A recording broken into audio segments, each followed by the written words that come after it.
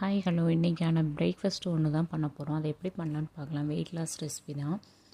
ப்ரோக்கோலியை இந்த மாதிரி எடுத்துக்கிட்டு ப்ரோக்கோலி ஆம்லேட் தான் பண்ண போகிறேன். நல்லா ப்ரோக்கோலி சுடுதண்ணியில் போட்டு அதை குட்டி குட்டியாக இந்த மாதிரி நான் கட் பண்ணி எடுத்துக்கிட்டேன். ஒரு 10 நிமிஷம் சுடுதண்ணியில் போட்டதுக்கப்புறம் தான் கட் பண்ணேன்.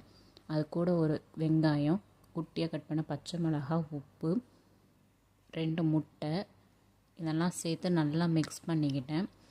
நான் கொஞ்சமாக சீஸ் எடுத்துக்கிட்டேன். நீங்கள் சீஸ் வேண்டாம்னு நினச்சா நீங்கள் எடுத்து கட் பண்ணிக்கலாம். நான் சீஸ் மட்டும் கொஞ்சம் போட்டுக்கிட்டேன். போட்டு நல்லா மிக்ஸ் பண்ணிவிட்டு ஒரு தோசை தவாவில் பட்டர் இல்லைனா ஆயில் அப்ளை பண்ணிட்டு நல்லா இந்த மாதிரி ஃபுல்லாக இது பண்ணி விட்டு மூடி போட்டு நான் மூடி வேக வச்சேன். ஒரு பக்கம் வெந்ததுக்கப்புறம் மறுபக்கம் மாற்றி போட்டு நல்லா மூடி போட்டு தான் வேக வச்சேன். வெயிட் லாஸ் ரெசிபி, ஹெல்த்தியான பிரேக்ஃபாஸ்ட்டும் ஈஸியாக பண்ணலாம். நீங்களும் இதை பண்ணி பாருங்கள். ஓகே, பாய்.